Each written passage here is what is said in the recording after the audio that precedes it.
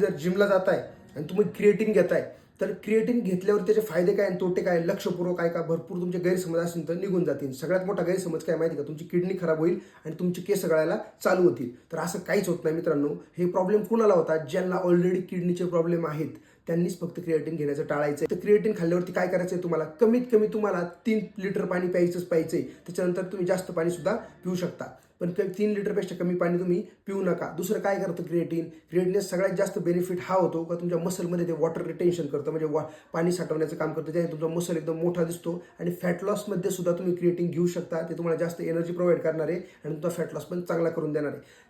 Creatine ज्यावेळेस तुम्ही घेत असता तर शरीरात कंटिन्यूस तुम्ही 10-15 दिवस घेतल्याच्या नंतर ते शरीरामध्ये एकदम चांगली एनर्जी प्रोव्हाइड करतं. सर तुम्ही 5 किलोचे 10 डंबेल मारत असाल, म्हणजे 10 रेपिटेशन मारत असाल, तर पुढच्या वेळेस तुम्ही ज्यावेळेस क्रिएटिन घेता त्यावेळेस ते 15 रेपिटेशन तुम्हाला जात असतात. ते जास्त एनर्जी तुम्हाला प्रोव्हाइड करतात, जेणेकरून तुमचं वर्कआउट सुद्धा अजून चांगलं होतं आणि फॅट लॉसला सुद्धा मदत होते, मसल गेनिंगला सुद्धा मदत होते. त्यामुळे तुम्ही क्रिएटिन खात असाल तर बिनधास्त खा, काही फरक पडत नाहीये.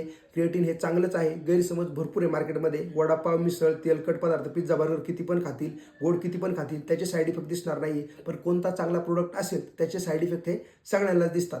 आता क्रिएटिन काही लोकांमध्ये काही ना त्याची ॲलर्जी असू शकते किंवा काही प्रॉब्लेम असू शकतो, पण सगळ्या लोकांमध्ये हा प्रॉब्लेम नसतो. त्याच्यामुळे तुम्ही बिंदास क्रिएटिन खा, मसल पण बनवा आणि फॅट लॉस पण चांगला करा.